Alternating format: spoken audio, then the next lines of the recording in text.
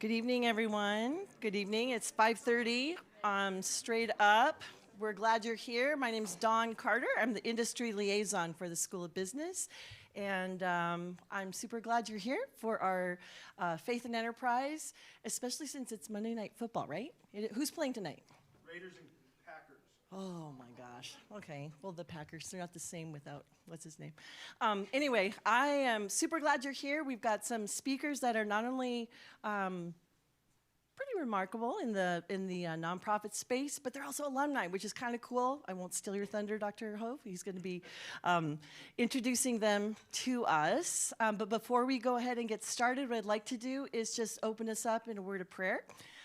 We can do that here because we are Cal Baptist. If you were at a different school, you would not do that. But we can do that here. And I just want to ask God to invite him into our night and to bless our speakers, but also bless you guys so that you're able to walk away with one nugget that you can either apply or something that will just challenge you. So let's close our eyes and pray real quick. Heavenly Father, I thank you for this university. I thank you for the lives that are here, for the students, for the faculty and staff. I thank you for the amazing alumni that we have who have hearts to come back and share their experiences with current students. Father, I thank you for the beauty of this campus, for the beauty of this day. Even with the hard things that are going on in the world right now, I thank you that you are God, you are in control, and that our times are in your hands. I pray for your blessing on the students tonight, on the speakers, on the interviewers, on Dr. Hove as he interacts with them. Lord, would you open our eyes and our hearts to opportunities we may not have thought of? And I just thank you for the joy of getting to learn about new things. Thank you for giving us brains. In your name, amen. All right, so I will introduce right now Dr. Tad Hove, who is our assistant dean? Associate dean of the graduate programs here at the School of Business. And the stage is yours. Thank you very much. Oh, bald one. Here we go.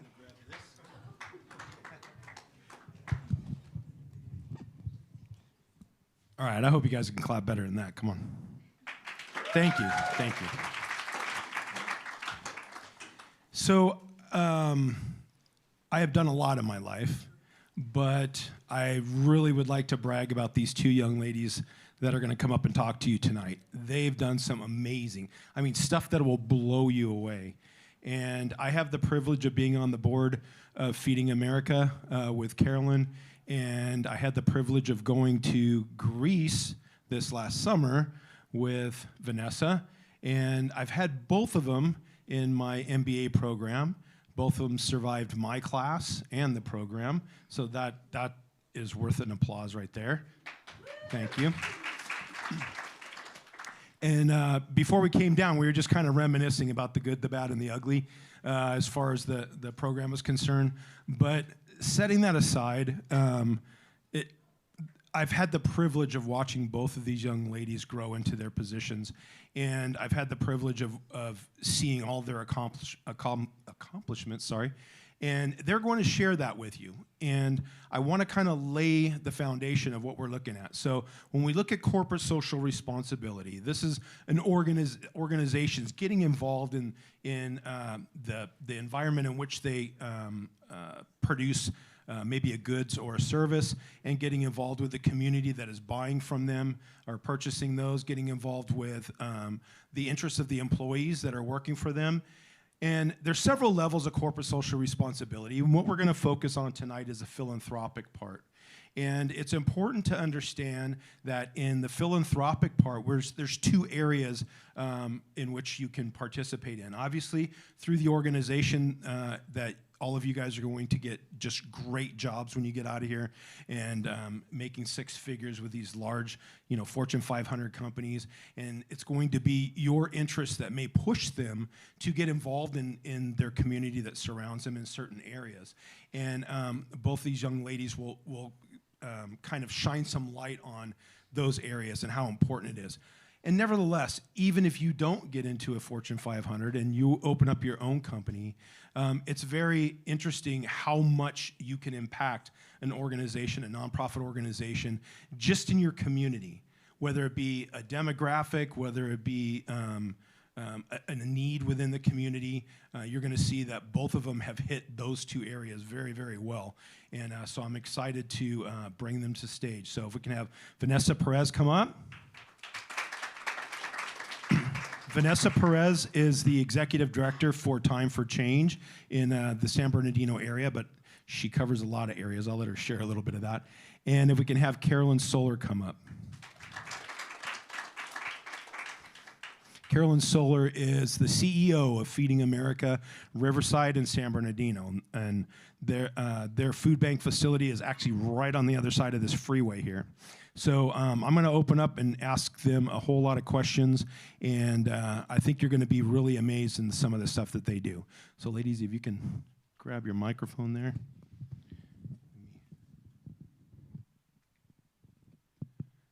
All right, so the pictures you see on the screen there, you see Carolyn there.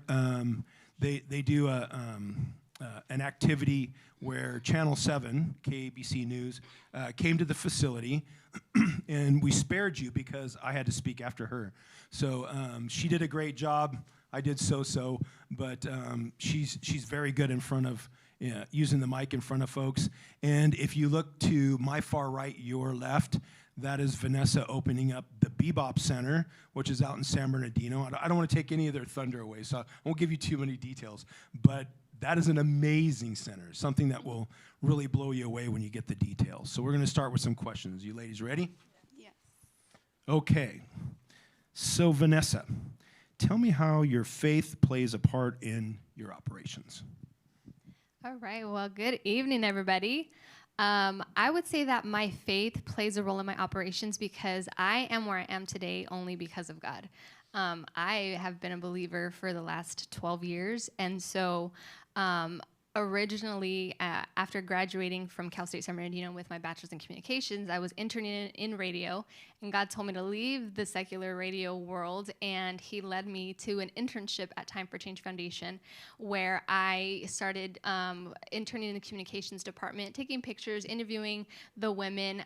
We had an empowerment project where we empowered homeless people in the parks and taught them how to use their voice to change policy at the local level, and as a result, they were able to change a policy at the housing authority, which allowed them to have more access to housing. And so just seeing all of that and how there was such a focus and emphasis on not just homelessness, but empowering women. I have a heart for women's empowerment.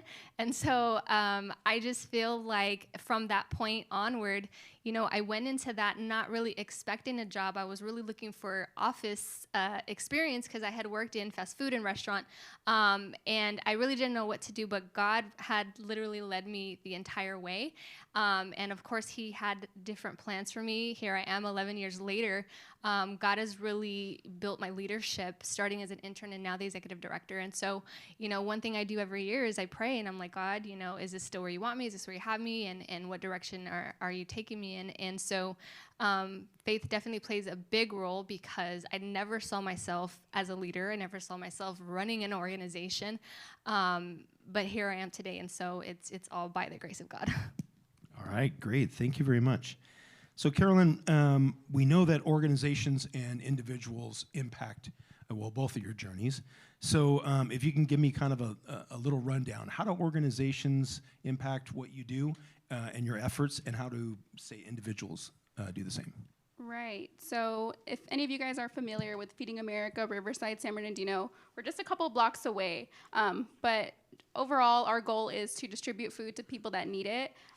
This last year, we distributed over 24 million meals. I think that's about 21 million pounds of food. So it's quite a bit of food. And we really need the community to work with us so that way we can reach those people that need it. So one of the ways that we work with different organizations is we work with partner agencies. We call them community partners. And a lot of these are faith-based organizations that are helping to feed people that need it, right? When people are in times of crisis, they usually turn to the Lord. And it's through these faith-based organizations that we're able to meet those people that need the food assistance. Additionally, how are we going to get that food, right? We need organizations to work with us to help acquire that food. So we work with a lot of big distribution centers in the area to get that food to our food bank so we can distribute it to those faith-based organizations. And that's primarily how we get food out to the community. There's a lot of other ways that organizations or businesses work with us. A big way, like you're probably familiar with, is grants. We get a lot of grants from businesses in the area, but we also have smaller businesses that work with us. If any of you guys are from the Redlands area, Wild Goose Coffee is over there. He distributes funds to us based on the amount of coffee that he distributes. It's kind of tied into his mission, so it's really great that we're able to get that food from, or distribute food through the funds that he gives us through his normal operations. Vanessa, same question. How do organizations and individuals impact your efforts? I'd say for a nonprofit organization, a lot of people ask, well, how do you raise money, or how do you fund? And it's multiple streams, right? And so you mentioned organizations. So we do apply for grants from corporations such as like banks and whatnot. There are private foundations that are created specifically to assist specific issue areas. So some foundations, they fund only homelessness. Some fund formerly incarcerated individuals. Some fund, youth programs or whatnot. So, we have relationships with private foundations. There's governmental grants, local, city, county, state, and federal grant opportunities. And then you mentioned individuals, right? And so we have relationships, and we do things such as this, participate in panels, speak in the public, attend different events, and really network out in the community. I know networking may seem just like a for-profit activity, but it's actually very beneficial in the nonprofit realm, because you have to constantly talk about your mission. You have to constantly talk about the work that you're doing, and I really relate fundraising to like a sales job, because in sales you're selling a specific product, right? You're trying to get somebody to purchase your product, but in the nonprofit realm you are essentially selling a service, and you're selling the impact that your program has on changing the lives of an individual. So you're doing it in a way, whereas in a for-profit you're kind of tugging at, this is why you need this product, but in the nonprofit you're tugging at a heartstring, saying, look, this is a person, this is a child, and really getting people and tapping into their compassion and whatnot. So individuals, corporations, you're tugging at their emotions, and really just showing how you can make an impact together in partnership, because despite whatever job or career you go into, at the end of the day we're all human, and in humanity people have care for one another, and so we can't do this work alone. We definitely depend on organizations and foundations and individual donors, and then planning events and fundraisers to help the mission in what we do. Perfect, thank you very much. So Carolyn, we all have been in the grocery store. We know food costs have gone up. How does that impact you? Yeah, so as a food bank, a lot of people wonder, how do we get the food? A lot of the times we're actually somebody in operations mistake. They might have purchased too much of a product. They're not moving it as fast as they think they can, so they donate it to a food bank. It's one of those things that's a win-win, because they can say, we're so philanthropic, we gave all of this food to them, but really it's because they can't move it fast enough, and we can get it to people that need it. So that's really how that side of it works. So during COVID, there was a lot of challenges because grocery stores weren't able to keep the food on their shelves as long as they thought they could. That affects food banks, because if they don't have extra of that food, we can't get that extra. So essentially we have to purchase and make up for what they can't donate to us. It's really expensive too. What used to get us a truckload of food now only gets us a half or a quarter of that. And to kind of put it into perspective, just to keep the basic operations of a food bank running each year, it costs us over $4 million. So if we're buying food on top of that, it's a lot of money to be spent just to meet the basic needs of the community. So we're sort of reliant on grocery stores donating as much as they do. We're very fortunate to be in the Inland Empire, though, because there's so many distribution centers here that donate to us. I was just at a conference last week, and I learned that I was one of the only food banks that primarily relies on donations. A lot of these other food banks in other states don't necessarily have these big distribution centers, so they're purchasing in the millions every year. So I can't imagine, on top of what we're spending just to operate our organization, what we would have to if we had to actually purchase that food.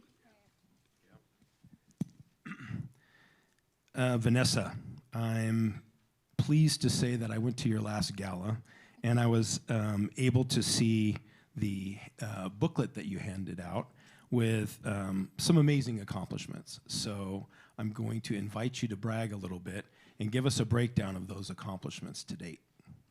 Okay. Well, Time for Change Foundation has been in existence since 2002. And to date, we have helped over 3,800 homeless women and children reach self-sufficiency. One of the things we do is help reunite kids back with their moms. So we've reunited 320 kids back with their moms. We have been able to start with one 6-bed shelter. Now we operate three shelters in the state of California. We have 10 units of permanent supportive housing. We have developed our own affordable housing apartment building called the Phoenix Square. And just this year, we opened up what we call our Black and Brown Opportunities for Profit Center, which is an economic hub for women entrepreneurs. And so with that, we have definitely been able to see the organization grow and the impact that we have on more people. So not only are we impacting people that are homeless and helping them reach self-sufficiency, but we're also tapping into the business realm and helping women be productive and successful business owners. So there's definitely a lot of growth that has happened over the years. And I'm proud to say that, we are still growing and we're still, making an impact, and we're still, in a place where we need support, we need help, and, we need more staff, we need more volunteers, and we definitely have those opportunities to do that. So with the Bebop Center, can you give us a little bit of background on how you received that center? Sure. So like I mentioned before, nonprofit organizations, they run off of donations, off of, grants and partnerships with people in the community. And so there was a funder who had been funding our organization. Specifically, he's a doctor, and he works specifically with women. And so he had this property that ultimately he was trying to get off of his books. It was an empty building, and he was keeping medical files in there. And it was right before COVID. He initially, one of the members of his board was going to solicit a grant opportunity to write a proposal on what we would do with that project. And then his wife got sick, and so it kind of put it on hold. Then we went to COVID, and here we are thinking like, man, because I just got a restaurant donated in August of 2020. And we're thinking, okay, women need support. Women need economic opportunities. A lot of women suffered loss of jobs, loss of closure of schools, childcare and whatnot. As single mothers, that's a primary population that we help. And so we're thinking, how could we create an opportunity for these women? And for us, we see a lot of idea and innovation, but yet little opportunity. And so we made a proposal to that doctor and said, hey, we'll take that property off of your hands. And we wrote something up, a quick proposal on what we would do with the property, essentially create an economic place to help women advance in careers and in entrepreneurship. And at this point, there's no competition because he had put the entire thing on hold. So we just said, hey, let's go after it. And he said yes. So by December 2020, now we have 2 donated properties. Yeah, go ahead. Give her a round of applause. That's great. And Carolyn, I have the privilege of looking at all that you can brag about in the board meetings. But take a moment and tell us about the organizational impacts. You say that you didn't have to really buy food. You have the food bank and all that kind of stuff. The organizational impacts of giving, the volunteer, and you don't have to be specific on that part, but the volunteer hours of giving, and as much as you can brag about the piece of real estate that we're closing here pretty soon. Yeah, so like I said, we distributed 24 million meals this last year. We did about a little over 1,000 CalFresh applications, so signing up families for EBT benefits, SNAP benefits. And we did over 8,000 home deliveries. Home deliveries was something we launched in March 2020 because there were quite a few people that were reaching out to us that needed food assistance. To date, we've done over 15,000 home deliveries, probably a lot more than that. I'm probably underselling our actual program. But we work with Amazon to get meals out to people that need it, that are homebound every single month. So it's a really great program. What Amazon isn't able to help us out with in terms of volunteers, we get community volunteers to help us out with that. So we have volunteers who do home deliveries, volunteers who help us out in our warehouse, packing that food and making sure that everything is safe to consume, so doing a lot of quality control stuff. We have volunteers that help us at our senior mobile pantries, so helping seniors load up their cars with food boxes. A lot of our senior clients aren't able to carry that stuff with their walkers and their canes, so we need volunteers to help them carry that stuff to their vehicles. We also offer gleaning opportunities, so there's lots of beautiful properties here in Riverside that have oranges and all kinds of citrus, avocados. Our volunteers go to those beautiful properties and they pick that produce so that way we can distribute it through some of our hunger relief programs. So that's really fun. That's probably one of my favorite ways to get involved because, like I said, they're very beautiful properties here in Riverside. And it's just nice to see those homeowners be very generous to us and support our work that way. So those are volunteers. And about the piece of real estate you mentioned, we're closing on a property tomorrow, but our goal with that property is it's going to be mostly a community-facing property. So a lot of our admin team will be working out of there, but we hope to be a dignified place where people can come to us for food assistance. Our current warehouse is just a warehouse, so it's not super welcoming, so we want there to be a one-stop shop here in Riverside where people can get food assistance, but we can also help them apply for SNAP. We can offer them other resources too, and hopefully we'll be able to have some sort of pantry or something like that inside of there where people can actually choose what they want rather than getting a food box. It's all still in progress right now, but hopefully we can bring that to fruition over the next year. But we're really excited to offer something that's going to be different and very, very valuable to the community. Awesome. Thank you, Carolyn. So I'll stay with you, Carolyn, for this. We've kind of heard what you have up to date. What does your future look like? How are you planning out maybe the next year or two? Yeah, so the next year is really going to look into that property. That's where my primary goal is. But after that, I really want to start looking into doing more root cause work. I mean, food insecurity is intertwined with a lot of other issues like housing and education and things like that not everyone has access to. Racial disparities are also tied into that, so I think we need to work better with a lot of organizations that are doing that kind of work. So that way we can kind of find a holistic solution to helping people get out of those difficult situations.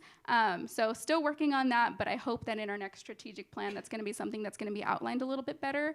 I'm also hoping for more culturally inclusive foods. Like I said, we get a lot of food donated, so we don't really get to choose a lot of what we get, but we want to be able to offer food items that people can actually enjoy cooking and enjoy eating that's tied to their cultural roots. So that's something I really want to work with our organization to sort of start to do. All right, thank you. Vanessa, same question. What's the future look like? Well, I mentioned a while ago that we had 2 donated properties. One is the Bebop Center. That is a 10,000 square foot entrepreneurship center, which just opened this year. So that is completely done. We still have the restaurant, which is a block away from the Bebop Center, coincidentally.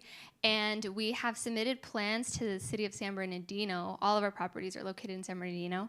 And those plans are to get approval to begin construction on this restaurant. So the vision is to create a social enterprise that has 3 components: a smoothie shop, a teaching kitchen, and a ghost kitchen. We have several entrepreneurs right now that are going through our Bebop program. It's called our Bebop Business Academy. And they are establishing the foundations of their business and really growing and getting, the professional side of it. However, they need commercialized kitchen space. And so our goal is to create that space for them so they can come and have a place to cook their meals legally, right? And in code with public health. And so that is on the horizon. Hopefully over this next year, we can begin breaking ground and begin construction on that project. It's a lot going back and forth with the government, a lot of bureaucracy, especially in a city like San Bernardino, unfortunately. And so we have to do a lot of advocacy on our part, calling the mayor, calling the city manager, and really asking for help to push projects forward. And so the restaurant is definitely one of the up-and-coming new projects that we have on the horizon, and really just any other opportunity to create economic prosperity opportunities for women and children and for the community at large. All right, great. Well, we've heard a lot from these 2 young ladies. I'd like to open it up to a couple questions from the audience. Is there anybody who has a question out there? And if you have a question, just raise your hand and I'll run the microphone over to you so that we can hear. But yeah, anyone have any questions about the work they do? Yeah. And you're not being graded, so. Yeah, you're not being graded. In fact, you got extra credit. Say your name, please. Yeah, hi, my name is Laura. I'm a marketing student. I'm totally interested in nonprofits. One thing that's hard, though, is sometimes in the world, working in, like, I don't even know, a secular business industry, it says you'd be like, there's sin, they don't understand the gospel. How is it seeing hardship in nonprofit, being like, these should be people who have a heart for these things? How do you balance that? Have you seen that? I know it's kind of a deep question, but just curious about that. I can. Okay. Thank you. That's actually a really good question. And, you know, one of the things that my pastor really emphasizes is as believers, like, we are called to live life in excellence, right? So we have the light in us and we are different. We're not of this world, right? So when you go to work, you are being a reflection of Christ, essentially. And so while there is sin in the world and it exists, who you reflect and how you work and operate shows people that you're different. And so, you know, one of the things that I really look forward to is just the work that I do and being a hard worker and being Christ-like and showing the love of God and having different conversations and showing up differently. That sometimes can speak louder than you actually going, because I think sometimes you feel like this pressure, like, do I have to say something? Do I not have to say something? And really, like, you're there to do a job and you're there to work. You know, I'm not there, open up my Bible on the clock, right? I have my own time to do that, and then I come to work and I let the Holy Spirit move through me. And so I think, you know, I take those hard, you know, things that you sometimes it's like, how do I deal with this? I take those into prayer and pray for opportunity to minister to those people. And while I don't work at a faith-based organization, you know, they do incorporate recovery, which encourages, you know, spirituality and whatnot. And so everyone believes in God, right? They may not believe in my God, but they believe in God. And so I'm allowed to talk about it. And I've had multiple opportunities where I've got to pray with people. I've got to lead people in salvation prayer. And I've really been able to speak to people on an individual basis rather than on a big broadcasting basis. And I believe that is what God wanted me to do. I don't feel like he's called me there to just point out everybody's sin and, you know, bring a hammer down.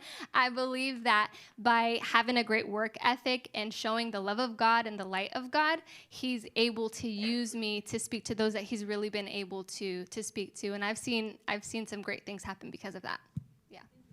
And I want to encourage you that you have the same opportunity here. So please make sure that you take full advantage of that. Any other questions? I have a question. Am I allowed? Yeah, go ahead. You've talked, both of you work with populations that some people would, you know, maybe struggle with or maybe look down on or those things. But I've heard a couple things that you said about maintaining the dignity. You want to have, you know, you want to give food away in an atmosphere where dignity is preserved. Can you talk to us a little bit more about what that looks like in terms of preserving the dignity of those you serve and not treating them like victims? Yeah, a lot of the organizations that we work with, so we have about 12 programs of our own, but we also work with 250 nonprofits in the area to get food out. And we really encourage them to offer choice if they're able to. So rather than providing just a generic food box, giving the clients that they serve an opportunity to pick the foods that they're gonna eat. One, it helps eliminate food waste, but two, it gives them an opportunity to get a grocery-like experience where they're actually picking the foods that they enjoy. So that's a big part of it, presenting it in a way that's welcoming. So like I mentioned, I hope that we're able to, I mean, it's kind of just dependent on the HOA that we're in, if they'll allow it, but having a grocery-style pantry so people can go to those places and pick the food that they want, and just making it you know, respectful and very welcoming, so not having a lot of requirements for them to share their race and ethnicity and income and legal status. We want everyone to get food regardless of whatever situation they're in, so that's what we mean by a dignified manner. I'd like to add to that. I experienced Feeding America many years ago when I was running for school board, and we went over to Madison Elementary School, which is right over here, and we literally had little kindergartners. I mean, like this tall, right? And we had all this food, all these fruits and vegetables that was supplied by Feeding America, and there was a bunch of us volunteers, and you have these little kindergartners, and they have like the Stater Brother bags, right? And they would, they're schooled, so they're told open it up, and people will put stuff in your bags, and again, being like about 12 inches tall, you didn't want to put too much in their bags, but nevertheless, they would always tell you, I got this. Like, go ahead, put that in my bag. Give me the bigger one. And you see these little kindergartners that were like struggling to hold like 3 or 4 pieces of fruit and vegetables, and they just were smiling. They thought it was the greatest thing in the world. It's like, I've got something to eat to take to my family, and I got my guns loaded, and I'm gonna hold this thing, and I'm gonna make this happen. And I mean, you had grown men just like myself. We were in tears. It was just such a cool thing to watch. But they were so proud to bring something back to their family. And again, Feeding America does a lot of those kind of things, and it's great to see. And that's part of the dignified approach too, is especially when we work with schools, we make sure that every kid in the school leaves with something, so we're not singling anybody out. So nobody knows if somebody needs it or if they don't need it. Regardless, we're helping the school. The ones we work with, though, we make sure that there's a high percentage of them on the low or free reduced lunch program, just to make sure that it's helping the most amount of families that would need it. But yeah.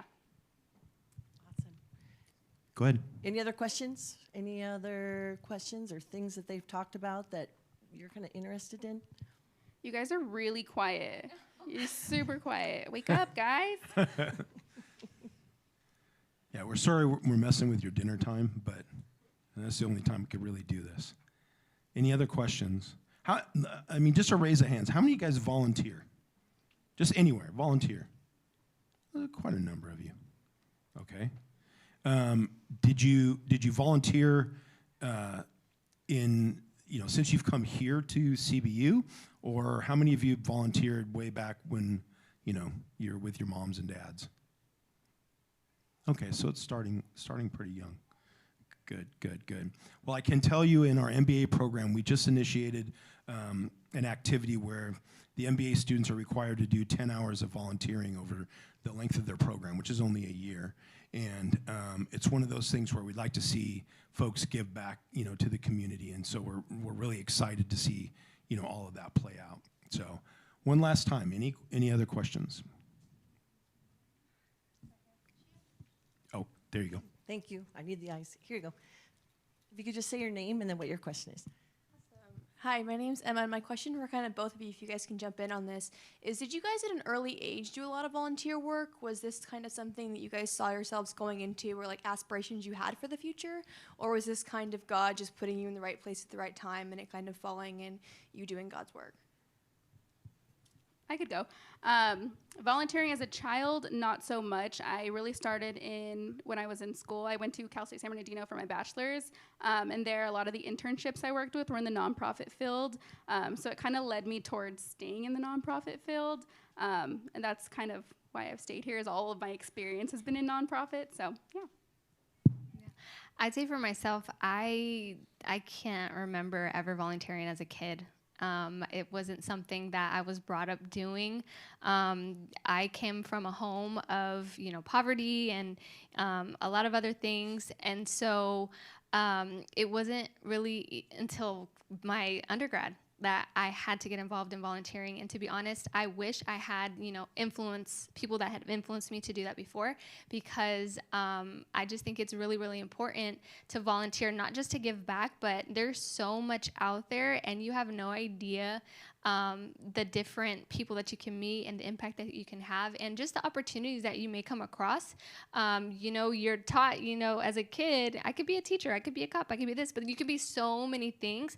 And I think that starts with volunteering. So you just get out there and you realize there's so many careers out there, there's so many people that you connect with, so much impact that you can have in the world. So it wasn't until college for me. That's a great point. How many of you guys are looking for job experience? All you got to do is volunteer. Free experience. No one's going to stop you. I don't think you're going to find anybody going, no, I really don't want your free time, right? Pretty straightforward. I volunteered in hospitals. I volunteered all over the place. And it's really good, because when you go and volunteer for somebody, they're not losing anything. There's nothing that they're paying you for. They're allowing you to come in and get experience that will kind of blow your mind. So I encourage you to volunteer.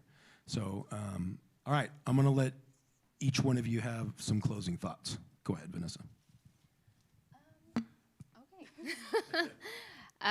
I guess kind of just to piggyback on what I just said, just adding to that, you just never know what's out there. And so I just want to encourage you all, whatever you have a passion for, look for something in that area and just jump in and don't be afraid.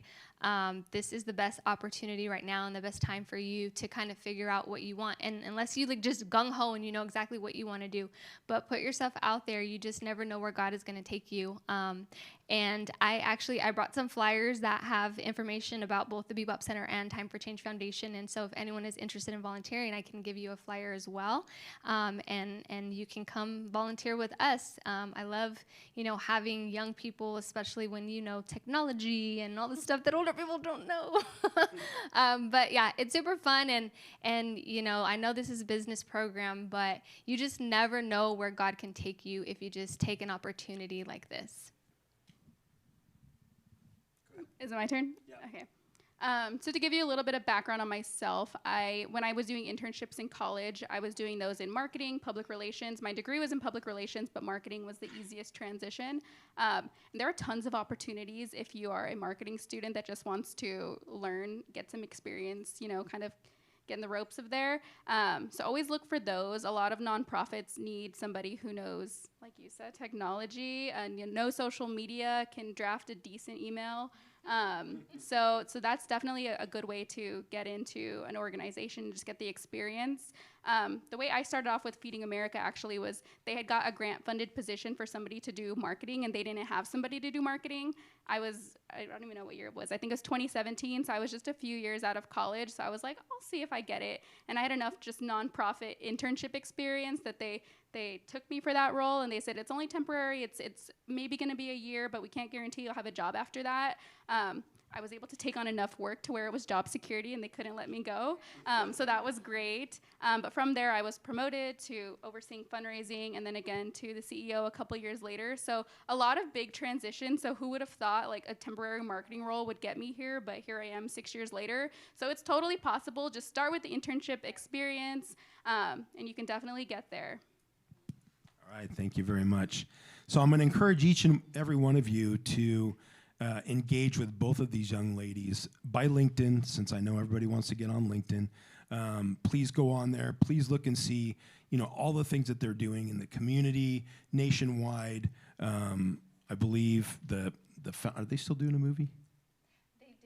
They did a movie. The founder of our organization, her name is Kim Carter. She's a formerly incarcerated African-American woman, lost her daughter to the system and, was on drugs and all this stuff. And so she started this organization and then is also the co-founder of the Bebop. And so Hollywood made a short film about a portion of her life when she was able to get clean and sober. It's called Tell It Like a Woman. You can get it like on Amazon or something like that. So there is a movie about our work and her. And who played her? Jennifer Hudson, Directed by Taraji P. Henson. So there you go. That was fun. Can't beat that now, can you? So I encourage you, look both of these organizations and these ladies up on LinkedIn, get connected with them, and really take the time to use a tool that is absolutely 100% free when it comes to experience. And if it doesn't get to your heart, then come see me. I'll get you a new one, all right? And I thank you guys very much. Let's give a round of applause for both these ladies.